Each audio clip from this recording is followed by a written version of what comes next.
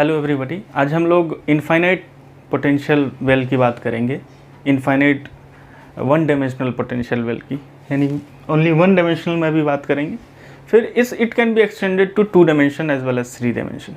ठीक है, तो क्वांटम मैकेनिक्स में ये जो वेल्स वगैरह आते हैं जितने भी, ये एक बाउंड स्टेट को शो करता है।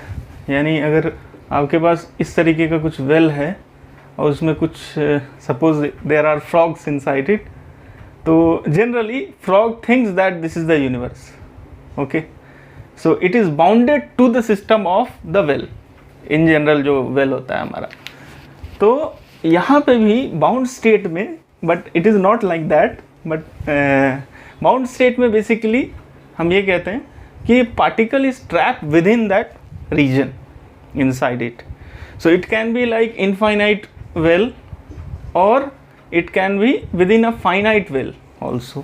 So these are bound systems that between this and this the particle is, मतलब हम लोग को एक थोड़ा सा आइडिया मिल जाता है बाउंड स्टेट में कि particle is with in this particular bound. Okay, तो इसकी शुरुआत कैसे होगी और अंडरस्टैंडिंग कैसी होगी, फिजिकली हम इसको कैसे समझ सकते हैं कि आखिर क्वांटम मैकेनिक्स में जो वन डायमेंशनल पोटेंशियल वेल है वो उसका कुछ एग्जाम्पल है क्या।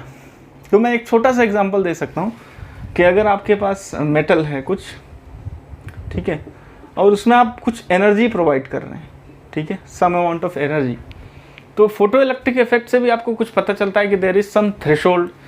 और ऐसे भी आपने पहले पढ़ा होगा आयनाइजेशन एनर्जी के बारे में कि जब आप किसी भी मेटल में, जो इलेक्ट्रॉन्स होते हैं मेटल्स में, आप एनर्जी दे रहे हो किसी भी जरिए, या फोटोन्स से आप दे रहे हैं, मतलब you are incidencing some light into it और समथिंग, तो एक इलेक्ट्रॉन इजेक्ट आउट होता है, ठीक है, इलेक्ट्रॉन बाहर निकलता है।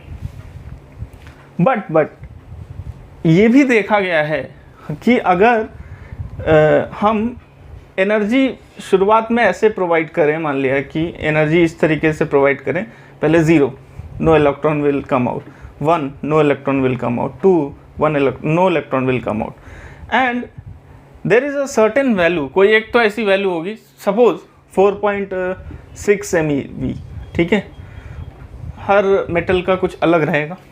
ओके, तो एट दैट पॉइंट, इसके बाद जब आप थोड़ा सा एक्स्ट्रा एनर्जी देते हो या इस एनर्जी पे, you will see that the electron will come out of the surface. तो हम ऐसा अज्यूम कर सकते हैं क्या कि इलेक्ट्रॉन किसी वेल के अंदर था, ठीक है, and you are providing some energy to it so that it is come out of the well, ठीक है। तो electrons in a metal can be an example of potential well का, ठीक है। तो अभी हम लोग इनफाइनाइट पोटेंशियल वेल के बारे में थोड़ा अच्छे से डिस्कस करेंगे। ओके, वेट, सो इसमें बेसिकली क्या होता है कि you have a well, physically of course a well, और क्योंकि हम इनफाइनाइट पोटेंशियल वेल की बात कर रहे हैं तो इसकी एक खास बात क्या होगी उस वेल का जो हम बना रहे हैं। And what is that well? ये वेल बेसिकली एक ग्राफ होता है या फिर एक डायग्राम होता है जिसमें वाई एक्सिस आपका जो है, ये वाई एक्सिस जो है वो पोटेंशियल को डिफाइन करता है, और पोटेंशियल मतलब basically potential energy, and x axis जो है आपका वो डिस्प्लेसमेंट या पोजीशन को रिप्रेजेंट करता है। ये इंपॉर्टेंट चीज़ है। तो this height is actually a potential and this width is actually a positions basically.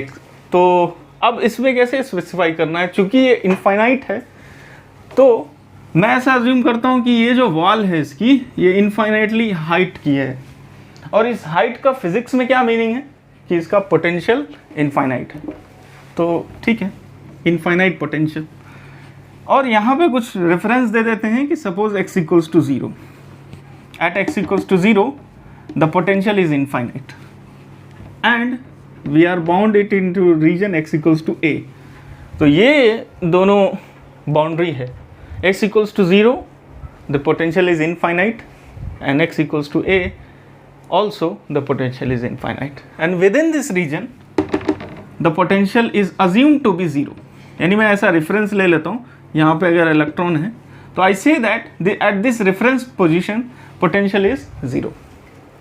तो इसके बारे में अब हम डिस्कस करते हैं कि किस तरीके से इसको हम, आइडिया क्या होता है बेसिकली कभी भी हम क्वांटम मैकेनिक्स में। द आइडिया इज़ दैट कि आप इससे स्क्रॉडिंजर इक्वेशन से आप वेव फंक्शन निकाल सको। सो if you have a wave function तो आप क्या कर सकते हो, एनर्जी भी निकाल सकते हो, ठीक है, उस पर्टिकुलर चीज़ से। If you have wave function then you can find out momentums, you can find out expectation values, average value of position, वो सब देखेंगे किस तरीके से निकालते हैं।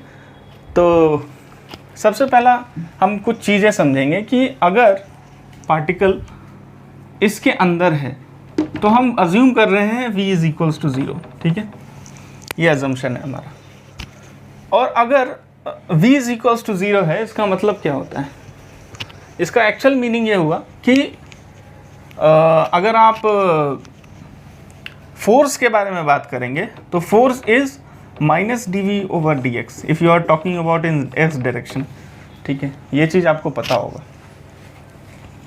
ये बिट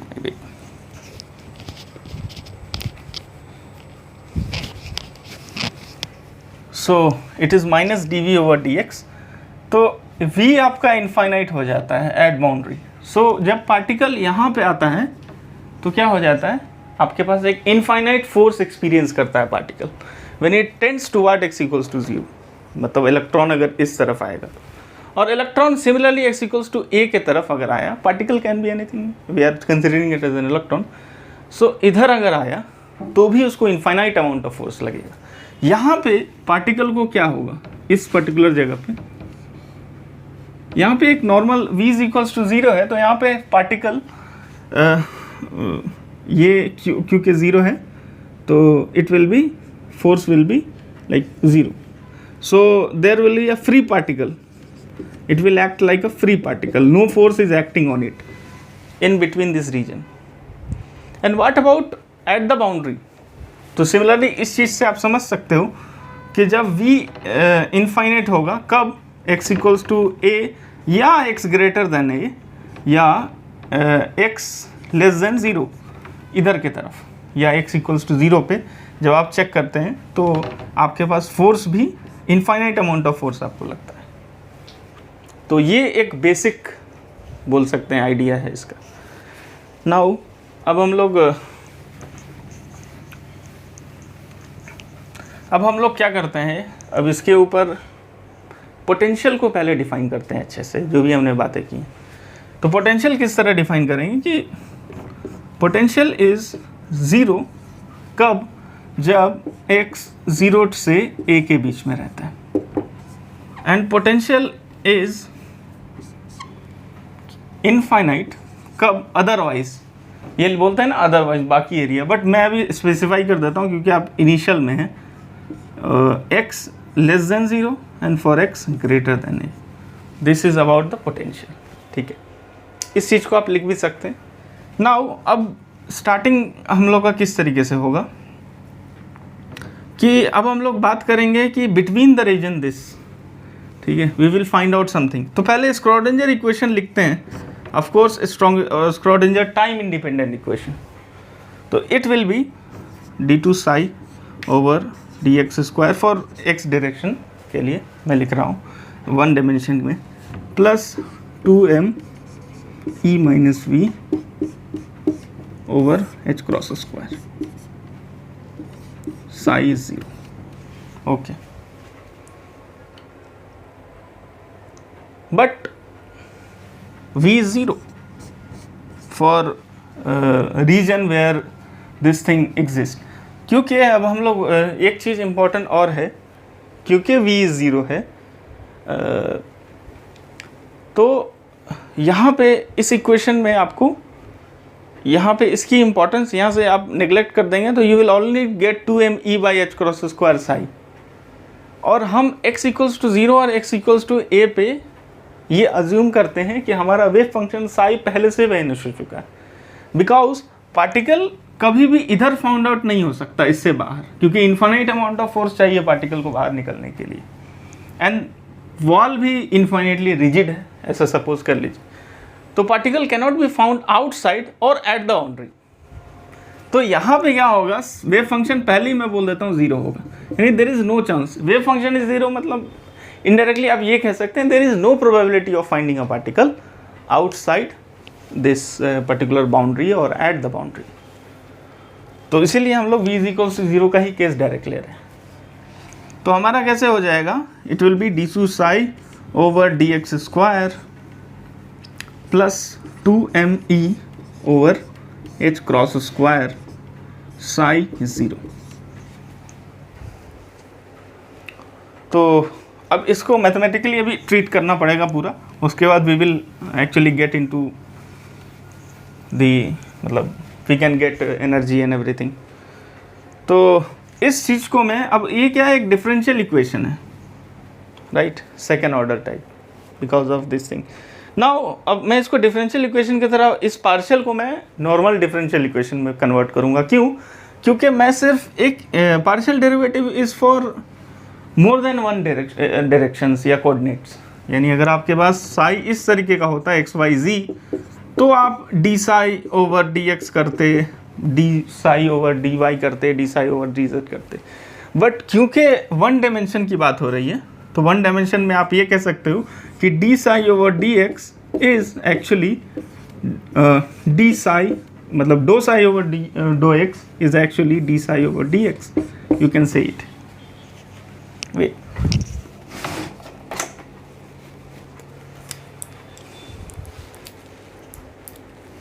हाँ, तो आप ये चीज़ आप कह सकते हो। नाउ अब मैं क्या करूँगा, इस पर्टिकुलर चीज़ को मैं k मान लेता हूँ, ठीक है, for solving it. So I will say that यहाँ साइड में k is equals to 2me over h cross square. What is k? What is the significance of k? K is nothing but a wave number. It has the dimension of meter inverse. ठीक है, 1/m का है value.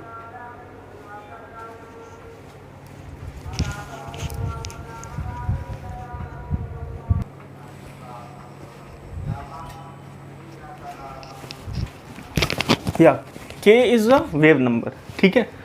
तो basically ये सारा process अभी mathematically जाएगा, because we have to find out wave function side, ठीक है। तो उसी पे प्रोसेस कर रहे हैं हम लोग। तो उस पर्टिकुलर चीज़ को हम लिख सकते हैं d2 psi over, sorry, now we can write it as in a differential form, d2 psi over dx square plus k square psi is 0, ठीक है।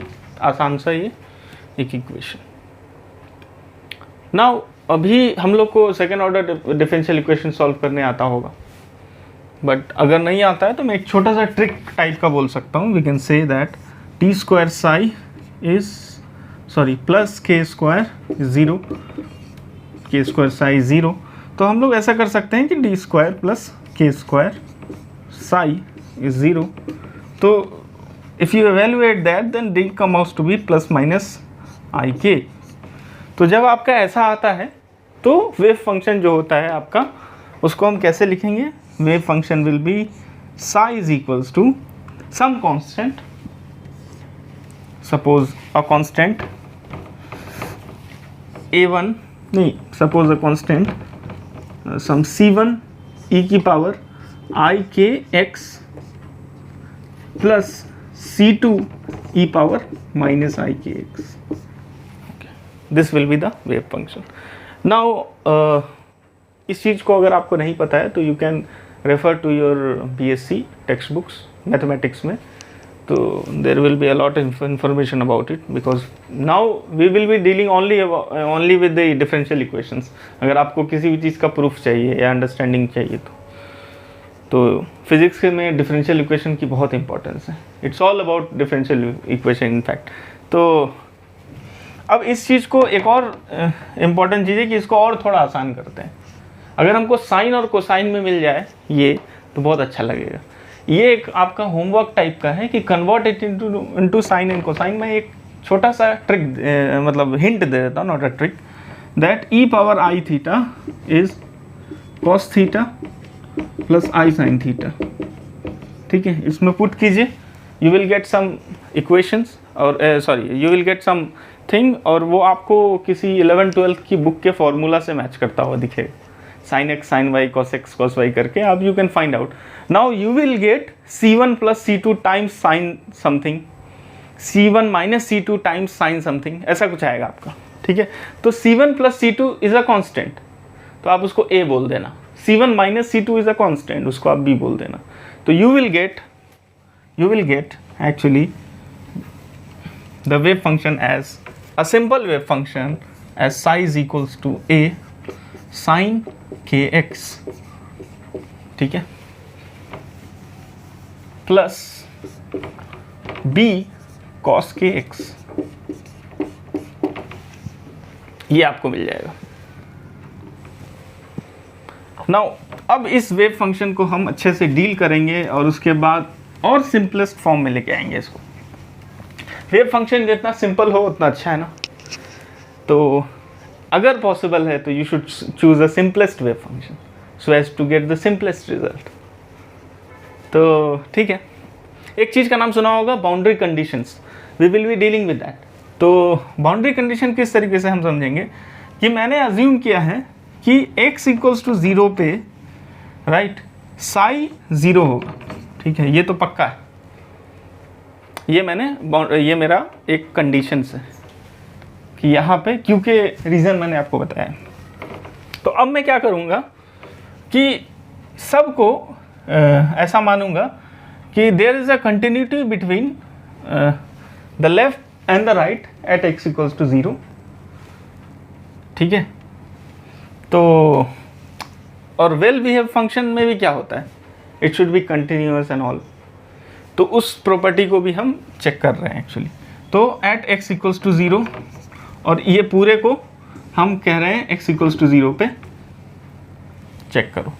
तो x इक्वल्स टू 0 पे यहाँ पे साई हमारा वेव फंक्शन वैनिश हो जाता है, तो मैं लेफ्ट हैंड साइड को 0 लिख देता हूँ। ओके, यहाँ पे साइन के x में यहाँ पे a sine of 0, put it 0 here, plus b cos of 0। Okay, so we will get a times 0, ये तो आपका वैनिश हो जाएगा, plus b cos 0 is 1। To make left hand side equals to right hand side, we should consider that the b is equals to 0। ये आप important चीज़ है, हाँ, this thing। Now we will put this thing into the origin this wave function। ठीक है, तो आपका ये part vanish हो जाता है, आपको सिंपल a sin kx मिलता है। और एम्पलीट्यूड की क्या इंपॉर्टेंस है, ये a b जो है, इनके स्क्वायर को आप करते हैं तो बेसिकली इनका स्क्वायर प्रोबेबिलिटी को दर्शाता है। तो कोएफिशिएंट, यहाँ पे कोएफिशिएंट की इंपॉर्टेंस बहुत ज़्यादा है, यू विल सी इट एक एग्जांपल के ज़रिए। ओके, तो मैं यहाँ पे पुट कर देता हूँ, मेरा बोर्ड काफ़ी छोटा है इसलिए I am not able to वो। ओके, तो psi will be a sine kx, ये हमारा आ जाएगा वेव फंक्शन। ओके, ये मेरा वेव फंक्शन आ गया। नाउ हम लोग अब a की वैल्यू फाइंड आउट करने की कोशिश करेंगे। बिफोर दिस एक इम्पॉर्टेंट चीज़ क्या है कि अब फिर से इस वेव फंक्शन पे x इक्वल्स टू 0 पे चेक करना है। तो जब हम x इक्वल्स टू 0 पे चेक करेंगे, यानी इस तरीके का, which is equals to a sine kx x equals to 0, तो आपको ये 0 is equals to a sign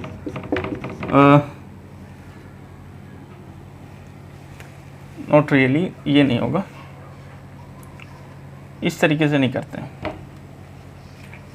हैं। तो अब हम लोग को क्या, हाँ, तो इस जगह पे मैं अगर ये चेक करूं कि x इक्वल्स टू 0 पे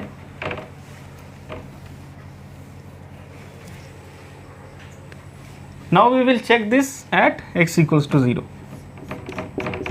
ओके, तो दिस थिंग विल बी, मतलब psi will be 0 at x equals to 0। तो ए साइन, मुझे बेसिकली kx की वैल्यू पता करनी, k की वैल्यू पता करनी है, इसलिए मैं ये कर रहा हूँ, ठीक है। तो this will be equals to 0। अब मेरे को ये पता है कि साइन टर्म, अच्छा ये चीज़ 0 नहीं है, ये तो 0 नहीं है, ये तो वहीं से वेरीफाई हो गया था। अगर a 0 होता तो हमारे पास पूरा साई 0 होता, ठीक है। अगर a और b दोनों 0 हो जाएंगे तो क्या होगा, कहीं पे भी पार्टिकल मिलेगा नहीं, there will be no wave function. तो इस रीजन में भी वेव फंक्शन नहीं होगा, जबकि इस रीजन में वेव फंक्शन है, इट इज़ नॉट 0।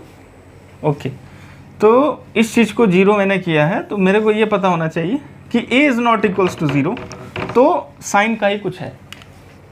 तो we will check that sine kx is 0, कब हो रहा है वो। तो we know that kx equals to n pi पे, when kx is n pi, sine मतलब साइन थीटा कब 0 होता है, जब n पाई पे 0 होता है, राइट। फॉर एवरी n पाई, यहाँ पे जितने भी हैं सब पाई के मल्टीपल्स हैं, तो वहाँ साइन विल बी 0। ओके, ठीक है। सो k की वैल्यू क्या आ जाएगी, n pi by x।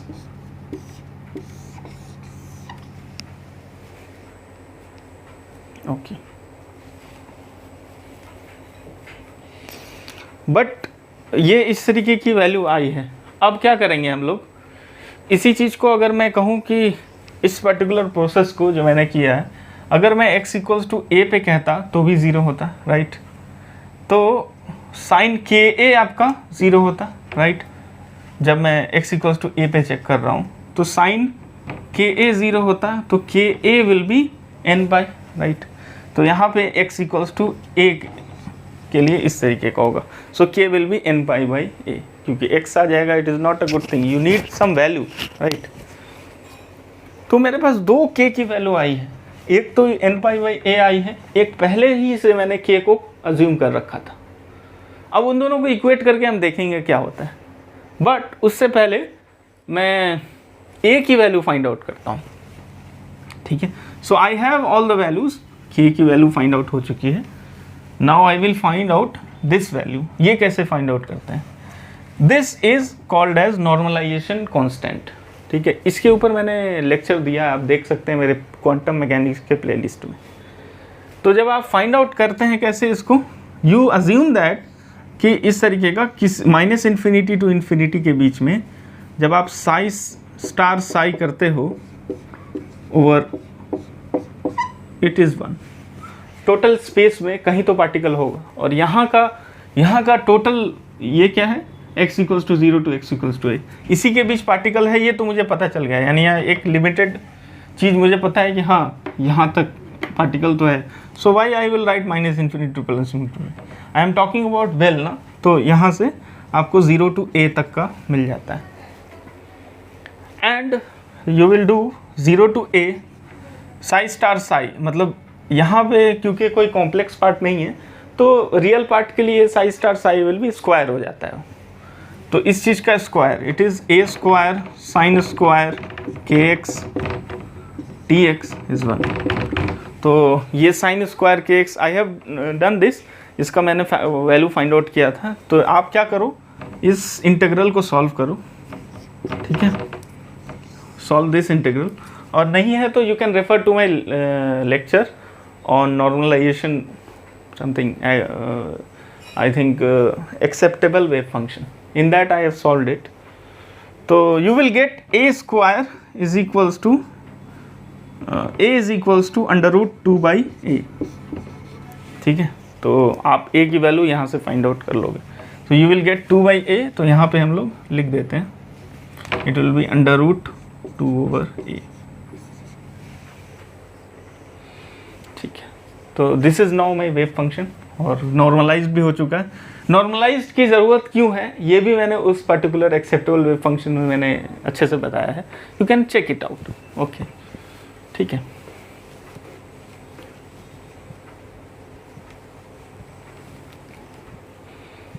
Now अब हम k की वैल्यू तो पता चल चुकी है मुझे, k is n pi by a, okay, and a is under root of 2 by a। तो ये सारी वैल्यूज को मैं यहाँ लिखूंगा, तो you will get a wave function as under root of 2 over a, okay, sine n pi x by a। अच्छा, now what is the value of n? थोड़ा सा आप सोचना 2 मिनट वीडियो पॉज करके, what can be the value of n? तो n is actually 1 2 all the integral values, मतलब इसके आगे। now why n is not equals to 0 is a question, why n not equals to 0? यहाँ पे अगर आप n 0 कर देंगे तो x की कोई भी वैल्यू हो, any value of x beat 0 beat a any or anything, you will get as size equals to 0, right? तो जब वेव फंक्शन ही 0 हो जाएगा तो what we are doing, इतना करके कोई फायदा नहीं।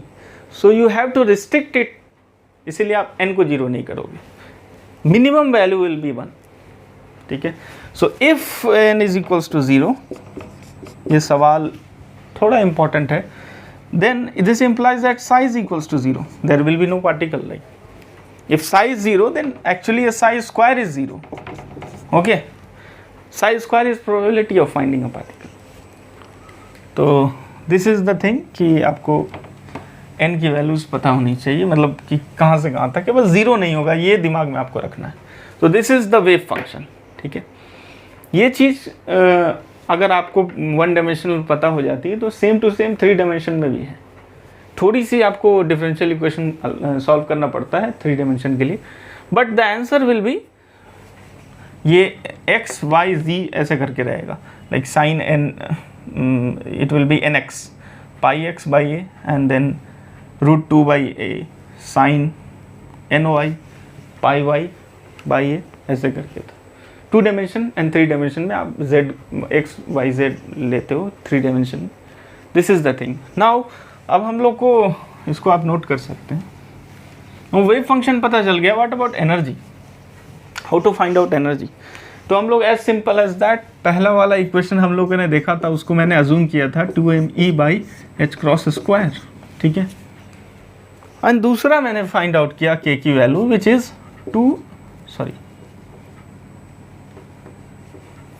Which is n pi over a, ठीक है। तो इन दोनों को इक्वेट कर देते हैं, it is root under root, हाँ under root, because k square is 2me by H square, k is under root of 2me by h cross square. So if we will equate it, then it is 2me over h cross square, और square भी कर देते हैं दोनों side, तो it will be n square pi square a square.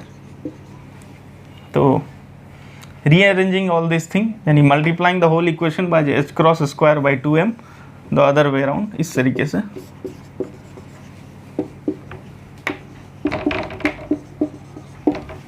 ठीक है। So you will get that energy is n square h cut square pi square over 2ma square.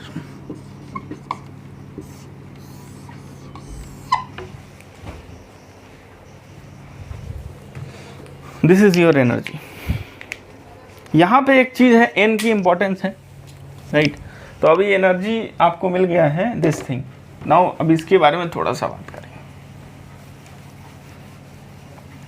तो energy depends on n, okay, as well as the width, ठीक है। This is pi and this is h cross. h cross की value, h cross is actually Planck constant divided by 2 pi, this is h cross, okay. Now अगर हम लोग एक चीज़ देखें कि n की वैल्यू कहाँ से स्टार्ट होगी, n can be equals to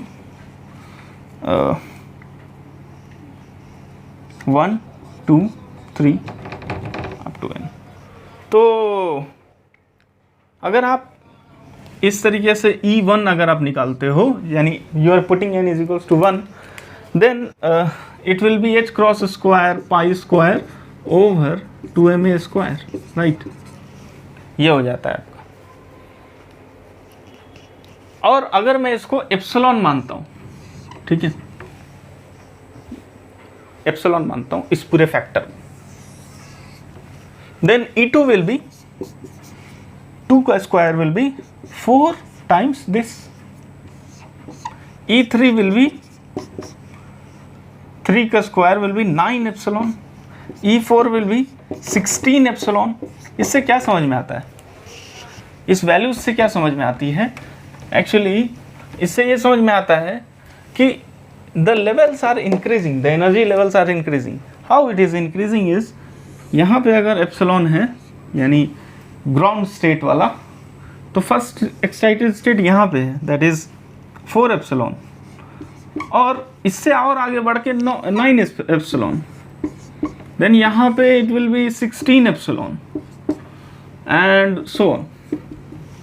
So the energy gap will increase as n increases, right ना?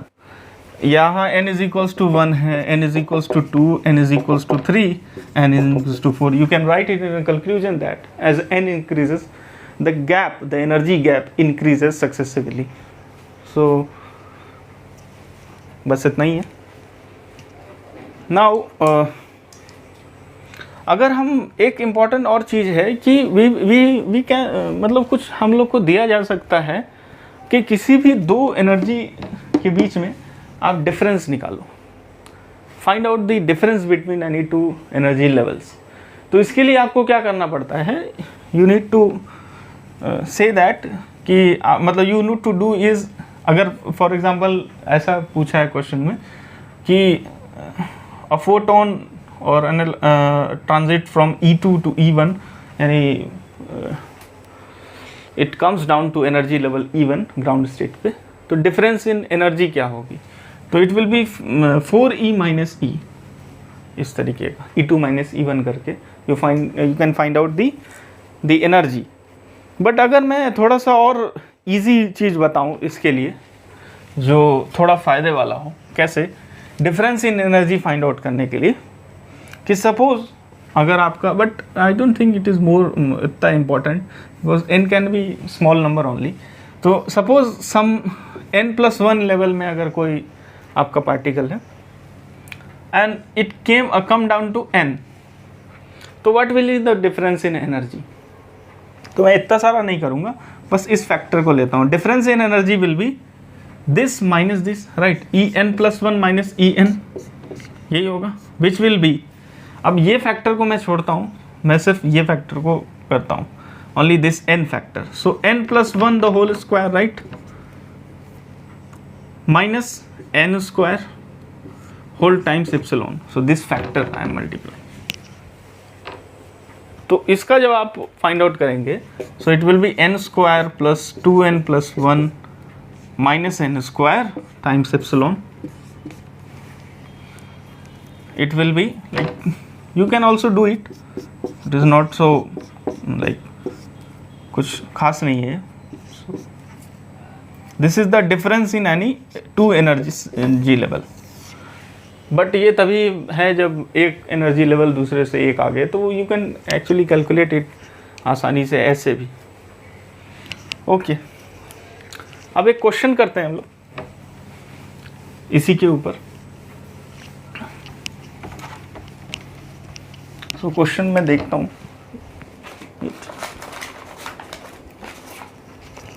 So the question is calculate separation between two, like, so it is, the question says that it is the one dimensional potential well and electron is inside it, okay, and the width is 1 angstrom, ठीक है। So electron is inside it and width is 1 angstrom, it is infinite potential well। तो वो पूछ रहा है कि आपको difference in first two energy level का बताना है। तो difference in the, it is actually the between two lowest energy level. The two lowest energy level will be n is equals to 1 and n is equals to 2. तो इन दोनों के बीच में आपको difference बताना है। तो delta E will be 2n+1 epsilon, right. और आप ऐसे भी कर सकते हो ना, n square H cut square उतना करके you can find out. So n is the, so you can actually do it in this way also, like E is n square h cut square pi square over 2ma square, right? So the E1 will be epsilon only, E1 will be epsilon and E2 will be n square times na, so it will be 4 epsilon. So the difference will be E2 minus E1, which is 3 epsilon. Now if you put this n is equals to 1, you get actually 3 epsilon. So the n here is actually showing that कि the energy level, अगर दो energy level है and that has a difference of n, so you can get it from this formula. So 3 epsilon मुझे मिला है। Actually ये क्या होगा, 3 h cut square pi square over 2ma square. If you put the value of a square and m as, m की value क्या लिखेंगे आप, mass of electron, and h cut square as Planck constant divided by 2 pi, so that this 4 pi square, this thing like h cut square is actually h square upon 4 pi square. So this 4 pi square and this thing will cancel out. तो आपको मिलेगा कुछ answer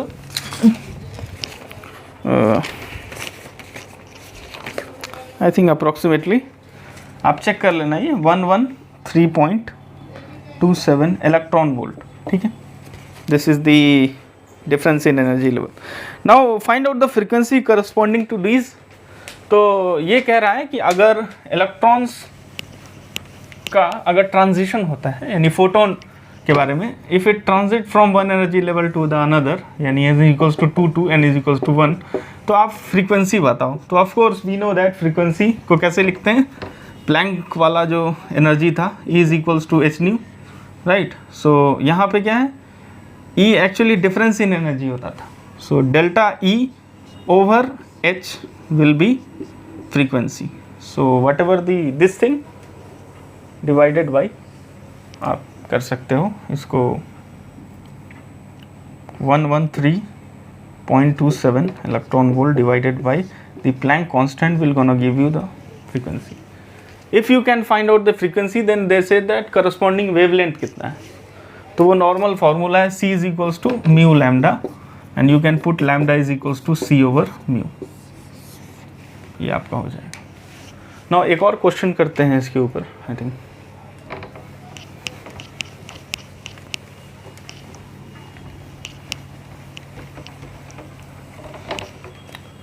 question है आपके पास कि अगर एक आपके पास पोटेंशियल वेल है, ठीक है, जो x equals to 0 to x equals to -a से x इक्वल्स टू a तक है, ठीक है, x equals to -a to x equals to a तक है। तो they are asking that find out the probability of finding a particle between x equals to 0 to x equals to a over n।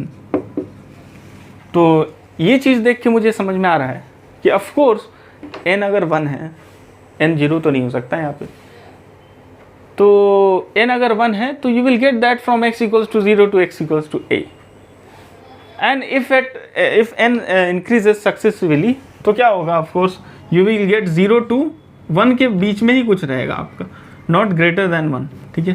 तो ये range रहेगा, if it is 2 and 3 4 तो हमेशा वो a के छोटा ही होगा।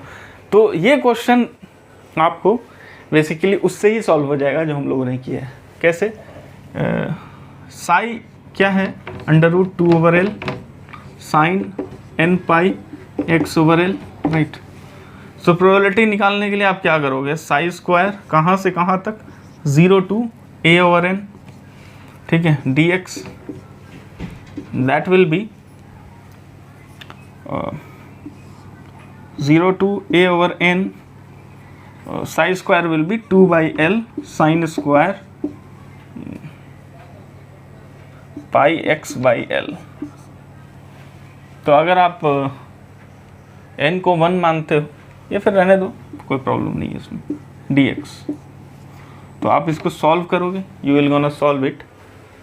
तो कैसे सॉल्व कर सकते हैं इसको आप, उस सेंस में कि साइन स्क्वायर x बेसिकली क्या होता है, is 1 minus cos 2x over 2। तो ये आप अप्लाई करके so you will get 1/n as answer. ठीक है, इस चीज़ को मैंने सॉल्व भी किया, अगर आपको देखना है तो सेम वही एक्सेप्टेबल वेव फंक्शन में। तो इस चीज़ को आप सॉल्व करके देखिए, इट इज़ वेरी इजी, कोई ज़्यादा टफ नहीं है, अपने आप चीज़ें समझ में आ जाती है। बिकॉज आपको आइडिया मैं दे सकता हूँ, when you will integrate it, ये वाला चीज़, तो ये तो सारी चीज़ें सेम रहेगी, जस्ट 2n हो जाएगा ना कॉस में, तो वहाँ पे आप x की वैल्यू डालोगे a/n, तो वो n कट जाएगा आपका, तो कोई प्रॉब्लम होगा ही नहीं। It is just like 0 to a आप इंटीग्रेट कर रहे हो। ठीक है, ओके, ठीक है। और एक और इम्पॉर्टेंट बात, इस तरीके का जब आपको क्वेश्चन आता है -a2 + a, तो ये एक्चुअली एक सिमेट्रिक पोटेंशियल वेल का क्वेश्चन है, ये मैं करूँगा सॉल्व, ये बहुत इंपॉर्टेंट है। If you are giving some competitive exam, then this symmetric well जो है ना, इसका एक अलग ही चीज़ होती है, इसको parity operator, sorry concept of parity से सॉल्व करते हैं। यानी इवन वाले कंडीशन में आपका कुछ और रहेगा, इवन वाले में इवन फंक्शन यूज़ होगा, ऑड वाले में ऑड फंक्शन यूज़ होगा। ठीक है, तो it will be cos somewhere psi as cos and somewhere sine, depends on parity.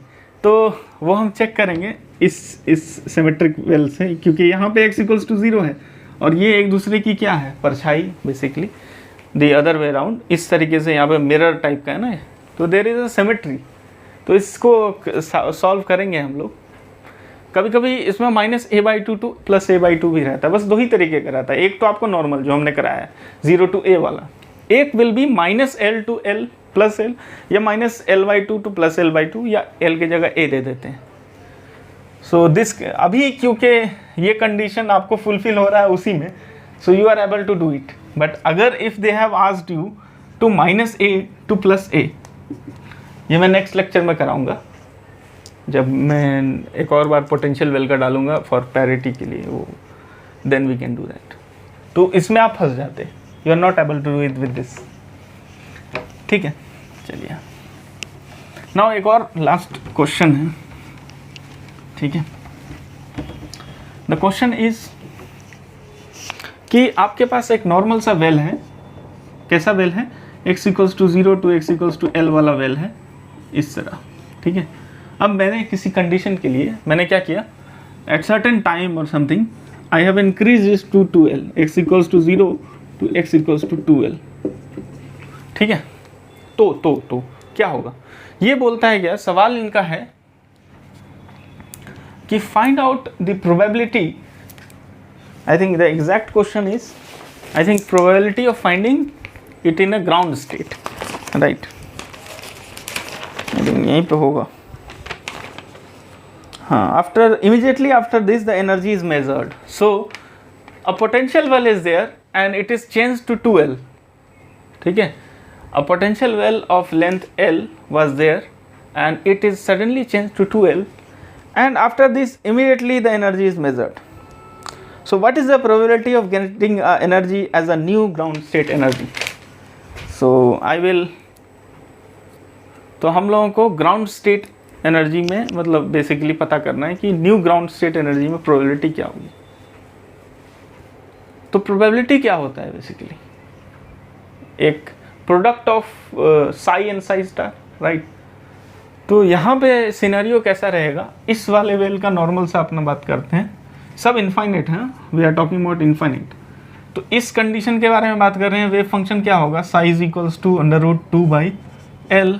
मैंने लेक्चर में कहीं L की जगह A बहुत सारी जगह पर लिख दिया है, you use only one notation, because मेरे माइंड में L एंड A का घूमता रहता है, मतलब सारा डेरिवेशन करूँगा A से एंड लास्ट में L लिख दूँगा। सो आप ए ही लिखें या एल ही लिखें, कोई एक चीज़ चूज़ करें, सॉरी फॉर दैट। साइन मैं ग्राउंड स्टेट का लिखता हूँ ना, साइन एन का 1 लिख देता हूँ, तो पाई एक्स बाई एल। ओके, ये हमारा वेव फंक्शन हो गया पहले, इनिशियल ऐसा था। इसका किसका है? ग्राउंड स्टेट ऑफ इनिशियल वाला। नाउ फाइनल में क्या हुआ भाई, प्रॉब्लम क्या हो गया, √2/L sine pi X by 2L। ठीक है, ये हो गया, this is the ground state. अब ये साई तो नहीं होगा, कोई और वेव फंक्शन ले लेते हैं, सपोज फाई। तो व्हाट इज प्रोबेबिलिटी? तो प्रोबेबिलिटी अगर हमको फाइंड आउट करना है भाई, तो ये इस तरीके से होगा, साई फाई, ठीक है, फ्रॉम, ये इंपॉर्टेंट है, x इक्वल्स टू कहाँ से x इक्वल्स टू कहाँ तक, x इक्वल्स टू 0 तो आप बोल सकते हो, ओके, और dx ये हमको प्रोबेबिलिटी है, दिस इज द प्रोबेबिलिटी, तो इसको हमको कैलकुलेट करना है। ठीक है, now you are taking the product of both of it, because इसी वेल को इंक्रीज करके 2L कर दिया गया, and you want to find out the new ground state energy. तो अगर आप इसको x इक्वल्स टू 2L लिखते हो तो क्या प्रॉब्लम होता है? x इक्वल्स टू 2L अगर आप लिखते हो तो आप कह रहे हो कि साई का कोई इंपॉर्टेंस नहीं है भाई, अब तो साई तो बीच में ही रुक गया, because Sai is not 2L। Sai का जो मतलब वेव फंक्शन है दिस, करस्पॉन्डिंगली ये जो वेल है वो 2L नहीं है, हाँ, बट फाई 2L है। तो जब हम प्रोडक्ट ले रहे हैं तो हमको ऐसा करना पड़ेगा कि इन दोनों को सेटिस्फाई कर पाए, राइट? तो उसके लिए क्या करना पड़ेगा, you have to take L, यहीं तक, इतने ही रीजन में आपको लेना है। सो बेसिकली कुछ इस तरीके का। So from this we can do that, इन दोनों का प्रोडक्ट ले लो, सो इट विल बी, नहीं ये दिस विल बी 2L ना, 2L, it is very important. So √2/2L √2/L sine pi X by L sine pi X by 2L। ठीक है, अब इसको सॉल्व कैसे करेंगे, यहाँ 0 to L के लिए, और यहाँ dx सॉल्व कैसे करेंगे इसको? तो इसका फॉर्मूला, इसको कैसे सॉल्व करते हैं, ये प्रोडक्ट को, ये 12th में हमने पढ़ा था, cos x plus sorry minus y minus cos x plus y is sine x sine y. आप बोल रहे हैं साइन वाई कहाँ से आ गया? इसलिए भाई क्योंकि ना this thing is something different from this, मतलब डिफरेंस भले ही 1/2 का है, नॉट, हाँ, तो मगर this can be assume as x and this can be different y. तो आप इससे, आप if you will do it, तो आपका बड़ा आसानी से ये चीज़ सॉल्व होकर के आता है, तो यू कैन डू इट। और इसका आंसर क्या है मैं देख लेता हूँ। So if you will do this, तो इसका आंसर आपको आएगा, it will be 8/3√2π। Okay, now अब वन डायमेंशनल वेल के लिए हम ये फाइंड आउट करेंगे कि मोमेंटम और पोजीशन के लिए एवरेज वैल्यू क्या है, यानी अगर कोई इलेक्ट्रॉन या प्रोटॉन इस पर्टिकुलर वेल में है तो उसका average value of moment position क्या है और एवरेज वैल्यू ऑफ मोमेंटम क्या है, यानी इलेक्ट्रॉन का। तो वो कैसे फाइंड आउट करेंगे, इसको इस तरीके से फाइंड आउट करते हैं, this is called average value और एक्सपेक्टेशन वैल्यू। इसको कैसे लिखते हैं, from -∞ to ∞, Sai star x, this is an operator, Sai dx।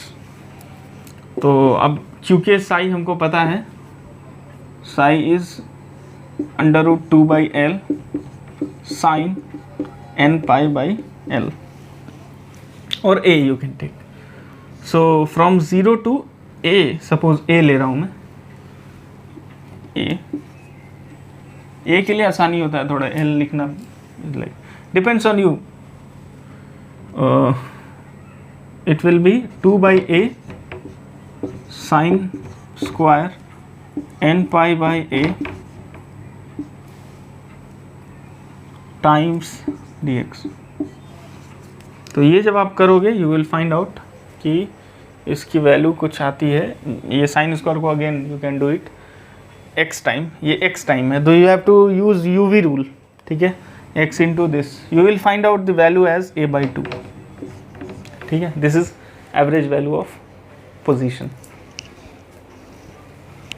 Okay, now what about momentum, average value of momentum, because कभी भी हम किसी भी फिज़िक्स में इन जनरल क्लासिकल मैकेनिक्स में अगर हम बात करें तो अगर हमारे पास एनर्जी मिल जाती है, फोर्स मिल जाता है तो सारा काम हो जाता है, ठीक है, सारा काम हो जाता है in the sense if you have equation of motion which is F is equals to ma, then you can find out energy, you can find out power, you can find out work done, you can find out everything, ठीक है, from that information। Similarly यहाँ भी ऐसा ही है, आपको wave function पता होना चाहिए, प्रोबेबिलिटी पता होना चाहिए, एनर्जी पता होना चाहिए, ये सारी चीज़ से आप इनफैक्ट एक वेव फंक्शन से आप हर कुछ पता कर सकते हो। जैसे मैंने एवरेज वैल्यू ऑफ x निकाल लिया एक वेव फंक्शन से, अब एवरेज वैल्यू मोमेंटम, अब पार्टिकल का मोमेंटम मैं वेव फंक्शन से पता कर रहा हूँ। वहाँ कैसे मोमेंटम पता करते थे क्लासिकल मैकेनिक्स में, p is equals to m v, और किसी एंगल पे है तो प्रॉब्लम हो जाता था, बवाल हो जाता था फिर। But here you can also use some questions like cos theta and tan theta, पता नहीं क्या क्या, बट जनरली क्वांटम मैकेनिक्स में आप लीनियर ही की बात करते हो। नाउ अब हम लोग मोमेंटम की कैसे फाइंड आउट करेंगे, p is actually minus 0 to a psi star momentum का operator, this is an operator, हाँ, तो इसको कैसे लिखते हैं मोमेंटम को, माइनस आई एच क्रॉस डो ओवर डो एक्स, इस तरीके से साई। अब क्या होगा, this will operate on this operator, अगर आप नहीं अच्छे से जानते तो you can refer to my lecture, operator वाला अच्छे से उसमें दिया हुआ है, आइगन वैल्यूज वाला, in that I have defined operators. तो इसको हम लोग करेंगे, तो 0 to a psi star minus I H cross, इसको तो बाहर ही निकाल देना पहले ही, it will be D over D X, ठीक है। तो इसमें क्या करना पड़ेगा, अभी आपको इसका डेरिवेटिव लेना पड़ेगा। तो इसका अगर आप साइन का डेरिवेटिव लेते हो तो क्या आता है, कॉस, तो ये कैसा होगा, साई स्टार को तो साई लिखेंगे क्योंकि यहाँ पे अभी बात हो रहा है √2 बाई ए, बात हो रहा है रियल की, ठीक है, एन पाई बाई ए, ठीक है, इनटू ये मैं माइनस आई एच क्रॉस पहले निकाल देता हूँ, into cos n pi by a, right, sine का कॉस हो गया, into n pi by a, oh x मैंने लिखा ही नहीं कहीं पे, सॉरी फॉर दैट। ओके, तो ये चीज़ आपको आ गया। तो आपको एक साइन और कॉस इन दोनों का इंटीग्रल कहाँ से कहाँ तक करना है, 0 से a तक, राइट, 0 से a तक, and you will find out एक इम्पॉर्टेंट चीज़, sine X into cos X, तो इसको आप इंटीग्रेट करके फाइंड आउट करेंगे, you will find out that this is 0।